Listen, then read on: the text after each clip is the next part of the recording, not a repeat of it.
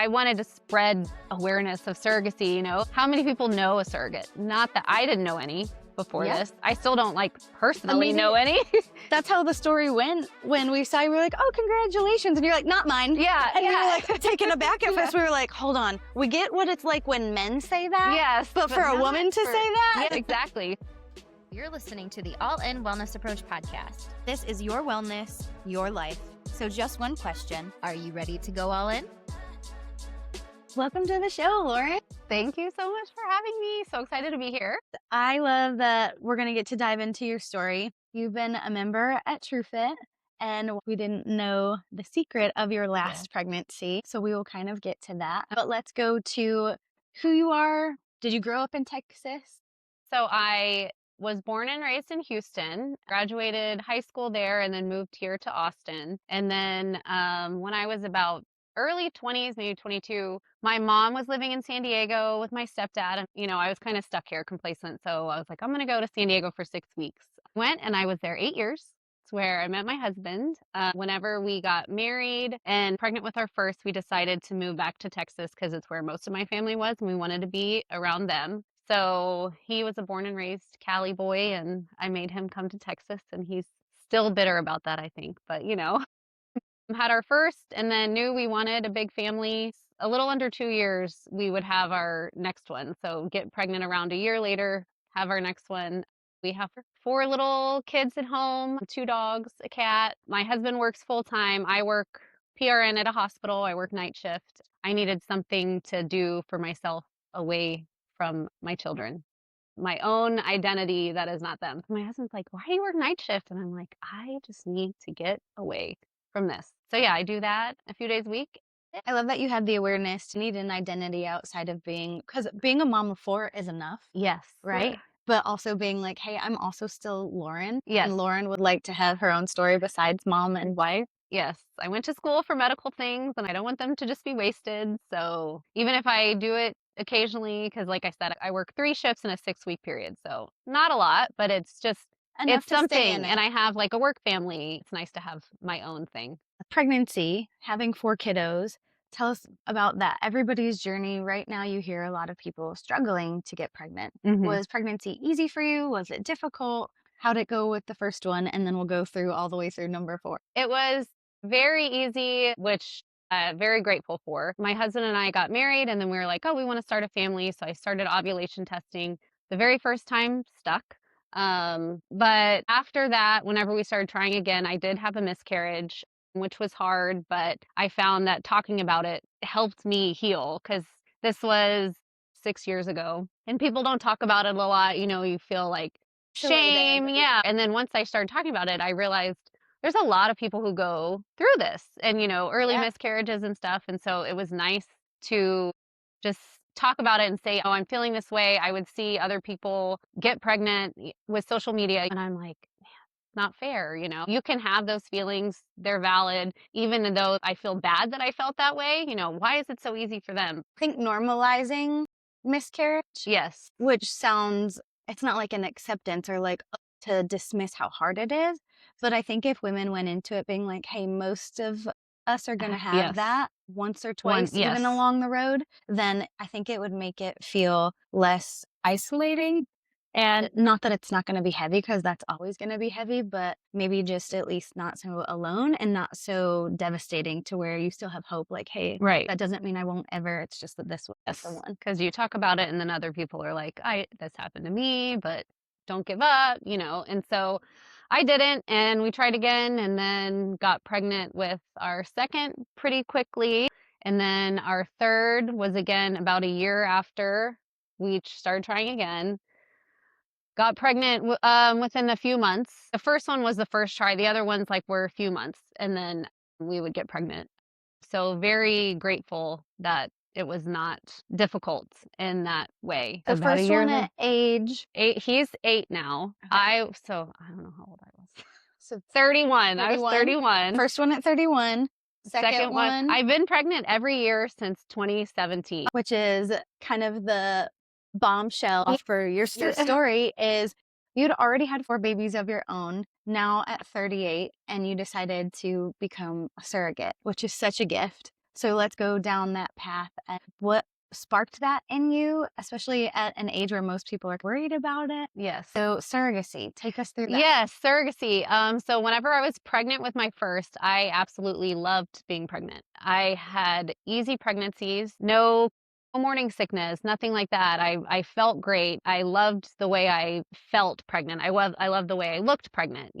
Some people are just like, oh, your body's changing, but I loved it. I'm growing this human and thought it was amazing. And so from the time I was pregnant with him, I had him and I was like, I want to be a surrogate. And that just popped into my head, okay, this is something I want to do, but obviously we're not done, so we're not going to do that yet. I got to have 4 of my own first. Yes. So we didn't know how many we wanted, but then once we had our fourth, we were like, okay, we've got a lot. They're all under 2 years apart. We were fulfilled in that manner. But I told my husband, I'm done with our own children, but I am not done being pregnant myself. There's a way that I can fulfill that part by helping another family. Well, his reaction. His reaction was absolutely not. Why would you do that? And I think most people's reactions are, you can't give up this baby. You can't give away a baby. I was like, first of all, my body, Telling you I'm not asking. Exactly. And which I should not have done that. But it was like, this is going to affect us because obviously I will be pregnant. I will have hormones. So he was like, why would you do this? So I started showing him stories on Instagram and they were able to have a family because of surrogacy. And he's like, okay, if this is something you want to do, then I'm on board. And I was like, but I need you to really be on board. You're not just, "Oh, okay, she won't shut up about it. I need you to want this." And he's like, okay, we're going to help a family. It's going to help us financially too, because I do get compensated for it. I couldn't imagine, our not having our kids and having to struggle to have children. And we can find a family who is struggling and we can help them. And you feel like God blessed you that I have lovely pregnancy? Yes. I'm good at it. I'm good at being pregnant, I guess you could say. I enjoy it. I've met plenty of people who are like, I would not because pregnancy is not fun for me. And I love it. I didn't tell family until after I signed on with an agency. So I found an agency and what they do is you sign on with them. They match you with someone who's in alignment. Picking an agency too.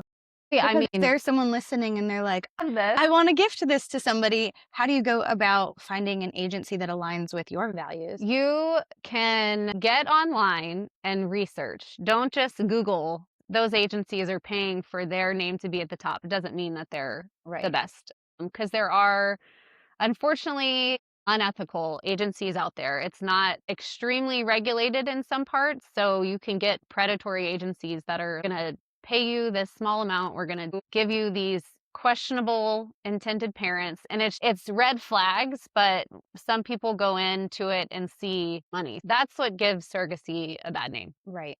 So what would be some green flags where you were like, yes to that? Doing single embryo transfers, like in IVF, if you're doing it on your own, you'll transfer multiple embryos because you in hopes of one sticking or, multiples or something, but it's really unsafe. And it's unsafe for parents to want to choose to do that to you, even though they're paying you, but they're not looking out for your well-being. If you want to do that for your own eggs, I feel like that's your choice, but putting someone else through it and a clinic saying, okay, yeah, let's dump 3 in there because one egg can split. So if you do 2 embryos, you could end up with 4 kids. That's not safe for you as a surrogate. It's not safe for the kids, anything like that.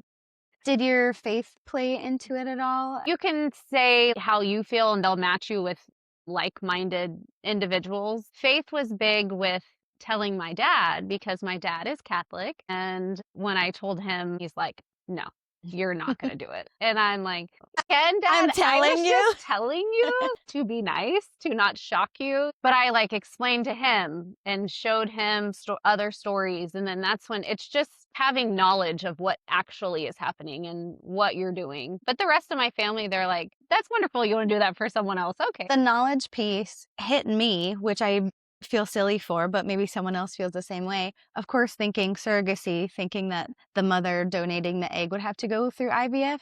It totally didn't even register until we talked about it too, that then that's a path you have to do as well. as the vessel Yes. to prep your body to be able to help someone else. Yes, the mom in our situation could not carry a baby, but her eggs were fine. Her and her husband were able to make embryos. So she did go to the clinic, did her egg retrieval, and Yeah. they made the embryos. And then when it came to my turn, taking all the IVF meds to trick your body into thinking it's pregnant once this embryo is implanted. You're taking estrogen, you're taking progesterone. I was doing injections in my hips every day, and you do that till about 10 to 12 weeks, depending once the placenta takes over. So it was a lot of medications added, that I didn't really think of beforehand. It was a lot. Luckily for me, the IVF meds didn't affect me. Some people, you'll get headaches, you'll start getting skin blemishes and stuff because of all the hormones you're putting in. But for me, it was very smooth IVF process, and more empathy to those who have to do that just to get pregnant themselves. It was not for the faint of heart, that's for sure, because, in the end, you're doing all that and you could be putting yourself through all that and then it could not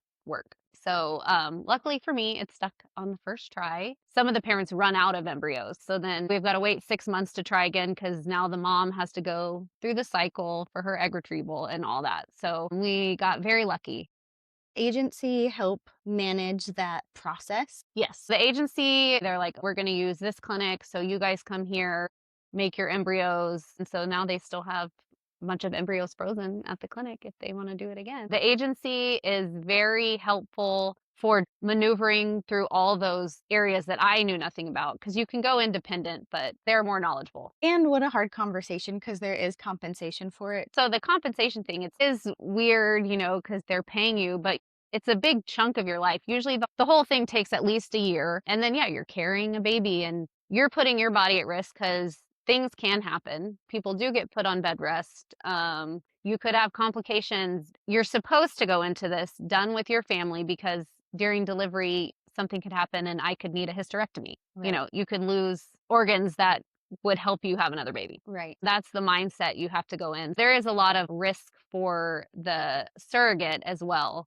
But so that's kind of where the compensation comes into play. Like, yes, I'm getting something, but I could also have a lot to lose. On So, both ends of it. yes. So nice to have a third party help manage Yes. that. I can't imagine trying to navigate that independently. So then how does the family or the intended parent process picking go after you've picked your agency, and now how do they assign you?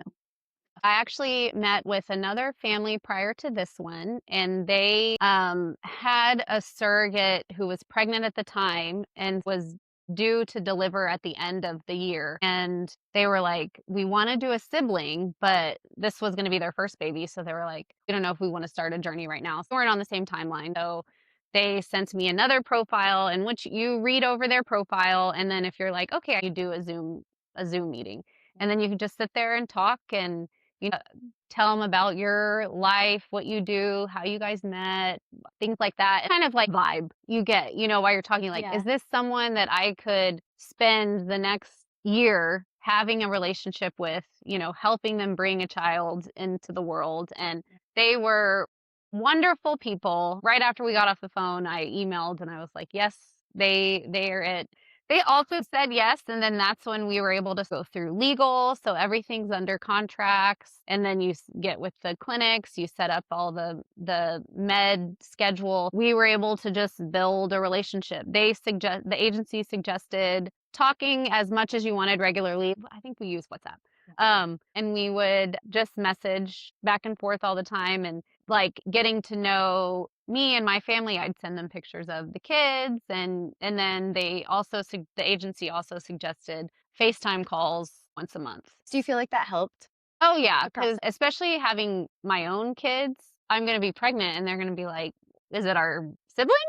These are who we're going to help. And they would talk to them, and the kids loved it. But it was nice for them to put a face with, okay, this is what mom is doing this Right. for. So there was no confusion. That was helpful. 'Cause I can't imagine having to navigate the whole scenario of surrogacy and then also trying to explain to your 4 little babies of your own, like, this is Yeah. your sibling Yeah. in here. This is for for somebody someone else. else. Yes. And that was hard for them. Like, well, why can't she have the baby? And I'm like, not everybody is able to have a baby. It's And like, you have girls, though, so to have that yes, yes, conversation at a young age for them to yeah. understand and process that, okay, normalizing that, It's it's not not. the same for everyone. Yes, exactly. They all took it very well, and getting to know the parents helped them through that process. Because they live in another country, I didn't meet them physically until the transfer in Okay. Connecticut. So that was the first time we met, and the mom speaks a little bit of English. Most of my communication was with the dad when we were speaking, but me and the mom could message on the app and it would translate. Translate. So we would talk through there, but it was crazy because we met in the hotel lobby and I saw her get out of the car and she came in and we just embraced in a huge hug and we're both crying and we haven't even done anything yet. We both knew she was so grateful for what I was doing and I was so happy to meet her and hopefully help her with this journey to being a mom and having a child. So Having that connection and those good vibes probably is part of the reason as to why it did take. yes, it was just positive and everything. Even though we couldn't communicate, we could talk a little, but her husband would have to translate. But we went to dinner and she was Yeah. always touching me and hugging and just like looking at each other. We just knew that this was special. And even though we couldn't communicate, there was still a bond shared between us. There's something special about having that language barrier and just being able to be like, no, our souls get it. I may not understand what you're saying, but I get you. Yes, exactly. One weekend I had messaged them and I was like, "Oh, I'm so sorry. It was my birthday, so I haven't been able to respond." And they're like, "Wait, it was your birthday when?" I told them and they're like, "That's when her birthday is. So we share the same birthday." So it was like little things throughout the journey. She was very big on signs and she was like, "This is just crazy. Of all the people in the world, and then we match and then her and I share the same birthday." It was pretty wild. Was there ever part of the process where doubt creeped in, where you thought maybe this wasn't the right decision or, am I fit to do this? Physically, I always felt great. I think mentally, it's a lot. When we were flying out for the transfer, and I'm like, we're going to another state to go put a baby in me. Are we doing this? I can't back out now. Like, it's a huge life decision you're making. I want to help this family.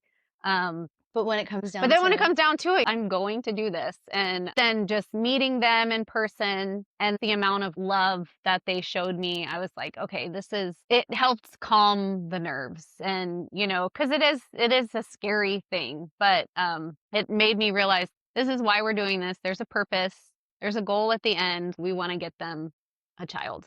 the thing that's been the hardest for people when I talk to them about the topic is they're like, I just don't think I could give away a baby. From the beginning, you were like, this is not mine. Did you have just like a mental mantra that you would say to yourself along the process if weird thoughts creeped in? So for me, it's not my DNA at all. I'm just the carrier to get the baby earthside. And I knew I was content with my family. I do not want any more little ones. Somehow I was able to block it. I don't know if it sounds bold, but we went to the heartbeat um, confirmation and I was there at the clinic and hey, there's the heartbeat. And I did what I was supposed to do. My body did what it was supposed to do. That's how I like went through phases. My end goal is getting this baby to these parents, but I am in no way felt a connection. There was a purpose. There was never a motherly connection with it. Have you always been able to compartmentalize and just look at things as more of a goal and separate the emotional parts of it? Or is that something maybe later in life and because you have 4 beautiful kids of your own? So, because I think for some people it's just natural to them, but other people have to really work hard to separate that. I think that I am good at separating when there's like a goal or an issue. My husband thinks I'm like kind of cold. Sometimes, he's like, you're so nice to other people and you are so mean to me. And I'm like, this is what needs to be done. Yeah. So I think I've always been like that. And that definitely helped. But also, I had the embryo transfer when my youngest was 1 year. And then I have the 3 olders, all 6 and under, so I'm like, I was busy. I was time to be like, I'm gonna have this baby. I was just like, I've got this life to live. And while I'm doing it, I'm helping someone else get to their family. What a special angel you are. And your husband may think that's cold, but I look at it almost like you were built for this. Pregnancy's easy for you and you enjoy it and you can mentally compartmentalize it. Like, I feel like this is 100% what God put you here to do.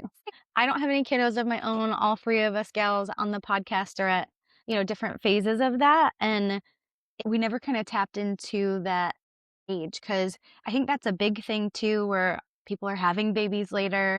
Kind of what was your thought of your age to do this? Like I said, my first, I was 31. Everybody is getting pregnant later for the most part. You're seeing people into their 40s, having babies. And I had an aunt who was 40 when she had her last. And, I know I can do this, but for me, the biggest difference with my other ones was how active I was. I'm active because I have 4 kids that are doing all the things. So I can't just sit around. And then being in a gym and doing strength training was by far like the best thing I could have done. I was going to tap into that when you went through that vetting process with the family, telling them, hey, I'm going to work out pretty hard through this whole thing.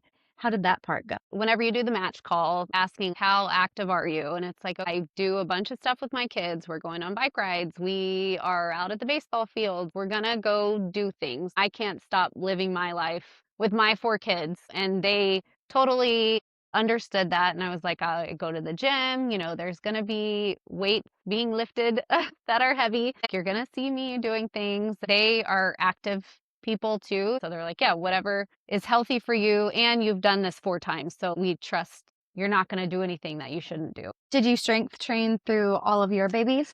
To answer that, simply no. I would do machines at the gym, at the Y, but I'm not motivated when I go to the gym by myself. I need someone to say, this is the exercise you're doing and get it done. So what made you pick the gym? Yes. TrueFit. And I think it was like in the midst of all of your big decisions. Another TrueFit member was telling me about the gym. And so she was like, you should join in December. They do a free month. So I joined December and I transferred in the middle of January. So I was working out consistently and with the harder workout regimen for a month and a half going in. So I already was in better shape, felt really good. My OB, she's like, whatever you can work out during pregnancy, maintain whatever you're doing. Whatever you did before, you can do during. Yes. So I was like, okay, so I've got a good month and a half base. I did that and it was great. I felt better the whole time. I was able to run around with my kids just as much as I did without being pregnant. And it's all because of the strength training and stuff that I did at the gym. You were doing group classes, which are pretty intense, and then also doing some personal training. So talk about how that made you feel and then maybe what you would tell someone if they were afraid. So I was doing the group classes and then I did the semi-privates too. And that was fun. And those are more like you're lifting even heavier, trying to get PRs. But like I said, I felt great. And my OB's like, as long as you feel good, keep doing it. And I would post videos and the intended parents would be like, oh, we saw you. But they wouldn't say anything. They're just like, wow, pretty impressive. Like just acknowledging.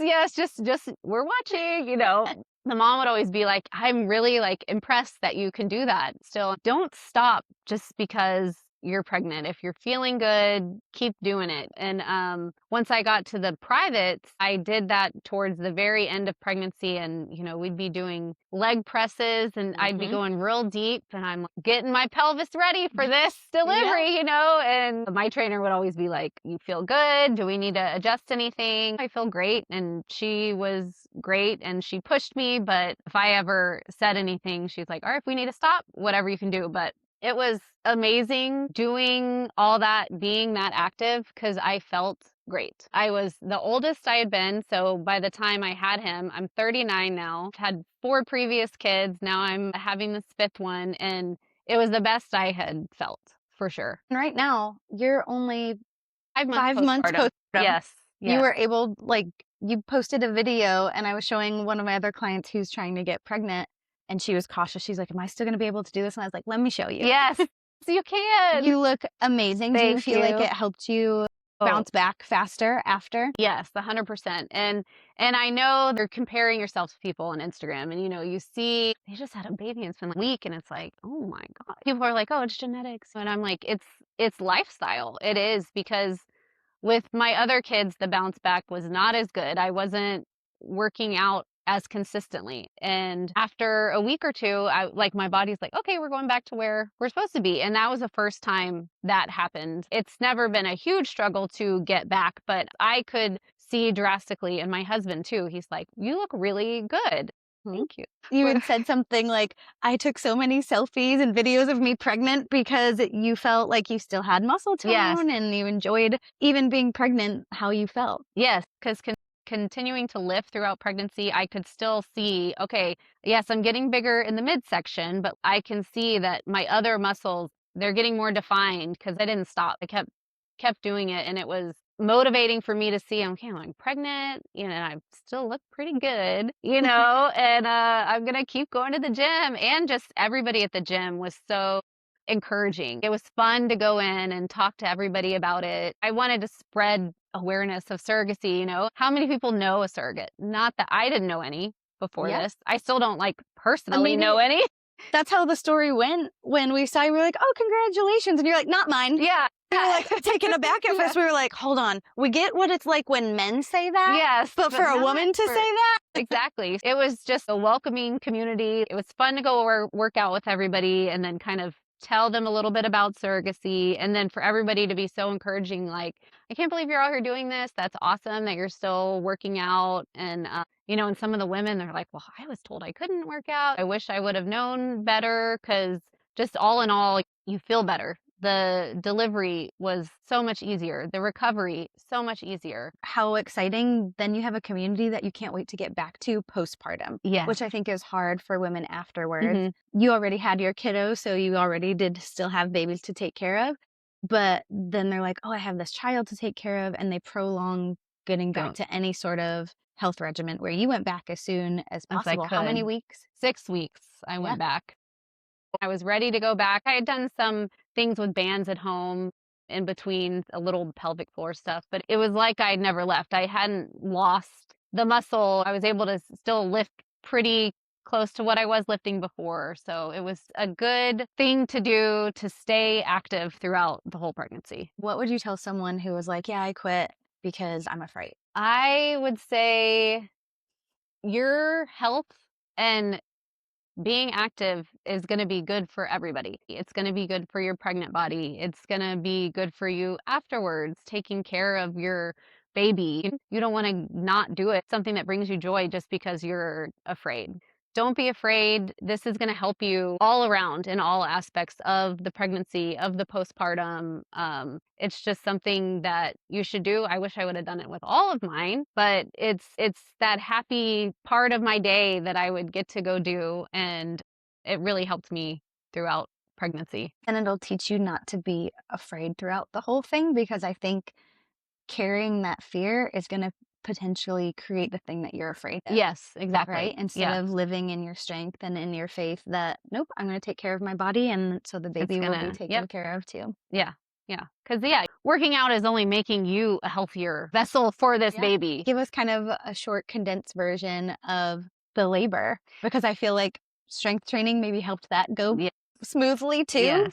And it's kind of a funny story. Okay, so for my very first, I ended up having a C-section, and then I had 3 VBACs after that. So, which is always so interesting to me, because I always thought, once you had a C-section, I thought then you always... And that is very common, what people think. And I actually have friends who had a C-section, and they're like, well, for the next one, I've already had a C-section. Let's just do that again, and don't even want to try for the VBAC. For me, I was like, no, I want to try. So I was able to try and was successful with the other 3. And so this one, I was like, okay, we're going to do that again.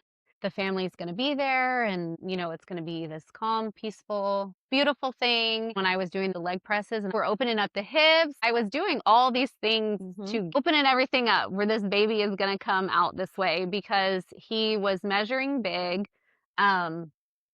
80 to 90th percentile, and all my kids were 50th percentile. So this is going to be a big baby. So I was worried. I do not want to have a C-section. I had one years ago, and then I did all these VBACs, and now I'm going to end up with another C-section. And recovery-wise, did not want that. I went to a workout on a Wednesday to my 4:30 class, and it was funny because towards the end, when I'd be doing squats, John is like, please don't have that baby in here. And I'm like, I just got to get ready. He's like, if your water breaks, leave. But I was just doing all the things to prep.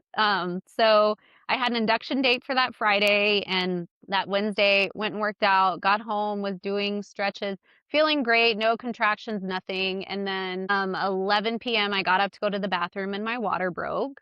And this is the first time my water's fully broken. My husband's like, these seem quick.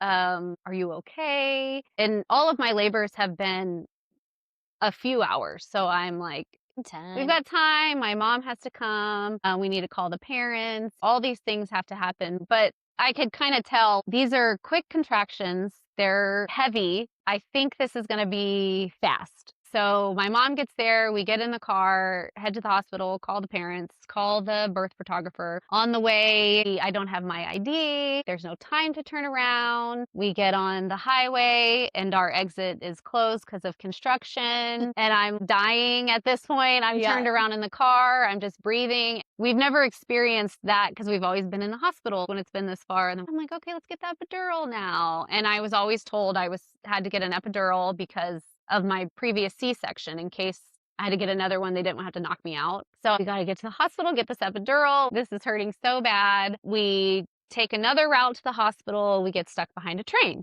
It was like, what could happen in any scenario that would make this worse? And it was that, yes, this is what is happening. This is going to be a car baby. And I've seen car babies born before on Instagram. So I'm like, okay, should we set the camera up just so they could see their baby being born? And in all the car ones too that I've seen, the mom is sitting like I was sitting, holding the headrest, ready to deliver if need be. And my husband's like, she is about to have this other person's kid in our car. Yes. Like, I just got to get her to the hospital. The intended parents already in the country? Yes. So they had gotten here when I was 36 weeks. So they were staying at an Airbnb. We had called them and they were on their way to the hospital. We finally get past the train, get to the ER. My husband, he's like, where's the ER? Everybody knows it's the sign that says ER. He turns before the ER sign and I'm like, what are you doing? He's like, it said ER this way. No, literally at the sign. And I kept telling him, this baby is going to come out. You have to get me to the circle drive of the ER. That's where this car needs to be, not wherever the heck you're going right now. We're going behind the hospital. We pull into a parking lot that you get a ticket from. This is absolutely insane. And I'm just like, if I release anything, the baby is coming out. And I've never had an unmedicated birth, so I've never had this feeling because at this point, I cannot get an epidural. We're so far past that. The other ones, they're like, push, bear down. And I'm like, I think I'm doing it. I don't know. I can't feel. And this one, I'm like, no. It is right there and it's about to happen. So we're in that parking lot. So he jumps a curb because to get out, you had to stick your ticket in and pay. So he jumped a curb, whips around to the front of the ER, goes inside, and he's like, my wife's in labor. So I'm still just holding like, okay, we're not going to have this baby. And the nurse is like, is there a head? No, there's no head. But something's happening. The security guard's like, okay, I'll take you to labor and delivery. So I get in the wheelchair and she starts to take me. And all of a sudden my body was like, we're pushing. And I was like, I'm about to push. And she's like, oh, no, you're not. And she turns me around, yells out to the nurse in the ER. And then I'm hanging onto the wheelchair screaming. And my body is just pushing. Your body knows what you're supposed to do.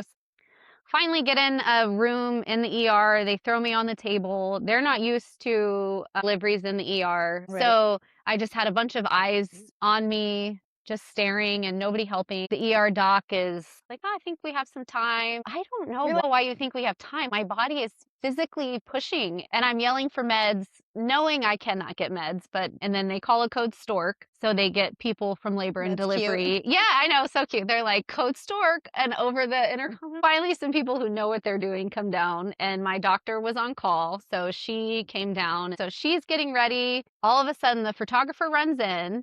She made it just in time. And then, where are the parents? And she's like, I called them. I told them you're in the ER because they were going to go up to labor and delivery. They're trying to get over here because there was construction at the hospital and they had parked where labor and delivery was. So they're running around the hospital to get there. The only way to stop the pain is to push him out. So next contraction, I pushed and his head came out, and then one more push and the rest of his body came out. And it was absolutely amazing because, like I said, I've never done without an epidural. And it was so quick. 2 pushes and he was out. I never thought I could do that. So the parents were not there. They still hadn't made it. They came in about 5 minutes after he was born. The photographer was there, so we've got video and pictures. But yeah, it was amazing that your body could do that. And I think it was so quick and so smooth because of everything that I had done before. He was in there so long because my body was strong. We got this. And then when it was time, they're okay, getting him out now too. So yeah, I think it was 2 hours and 10 minutes from water breaking to when he was born, and I felt great. I got to the hospital at like 12:45 a.m. and then they had discharged me at 12. So I was there 12 hours. And I felt great. I got home and felt great. I mean, it's definitely different because I didn't have a newborn to take home, but just physically, I felt great. Did you have any of that void? Like, oh, hey, I don't have these post-labor things to do, that I'm supposed to do, and this little creature to do them with. I did not have that. And I think, again, it's just because I had so much to do at home already. I was able to get back into my routine pretty quickly, and I pretty immediately started doing band work at home because that was the lifestyle I was living, was active strength training stuff. And I wanted to get back to that. Job done. Yes.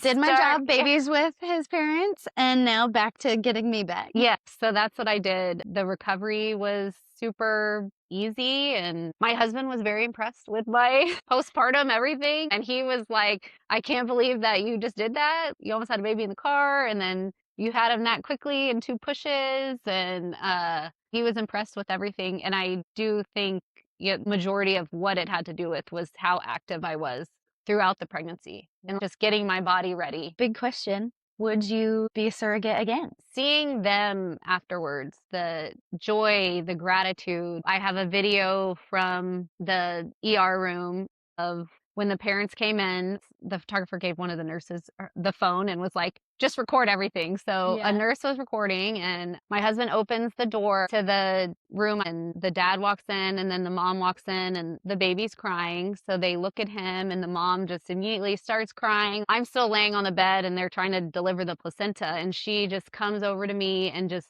huge embrace, hug, won't let go, and I'm like, go get your baby. And she's just like, no, just so much gratitude for her baby is here, finally here. And so it was so special, that moment. And then she got him, and then she brought him over to me, and she's holding my hands when she had him. And it was just so overwhelming. I wasn't even there. Yeah. I'm just listening to your story, and I'm like, oh.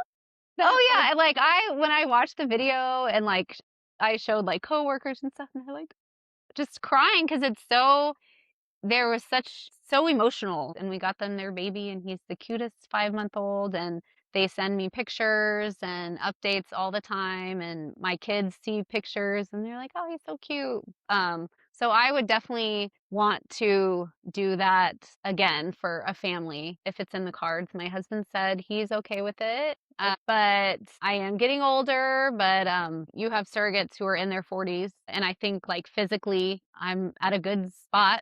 I feel great. And so, yeah, we'll see if it's in the cards again. What a special angel you are, because there's going to be a whole bunch of controversy about surrogacy, like you said, but to be able to have the experience that you had and to be able to give that to someone is amazing. Yes. So thank you for all the mommies out there for doing that, because what a gift. At the end of our episode, we always ask, what are you going all in on right now? Okay, so I'm going all in on sustainable wellness.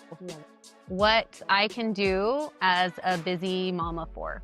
Making sure I'm going to the gym every week, making sure I'm hitting my class numbers that I'm supposed to, which is doable because they're 45 minutes and I can carve that time out for me. I make simple yet nutritional meals that help get me through. I've got to cook different things for the kids, but that's just helps me maintain what I can do to help me be a better mom in this busy time. And, being intentional with my time with my kids, because they're only going to be this little right now. They're only getting older and I don't want to miss that. So I want to keep up with my wellness, but in a practical manner.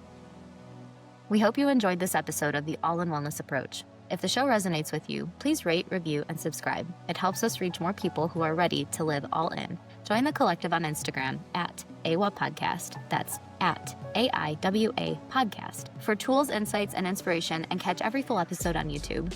Your support fuels this mission and keeps the collective moving all in. This podcast is for educational and entertainment purposes only and is not intended as medical, psychological, or professional advice. Always consult your doctor before changing your lifestyle.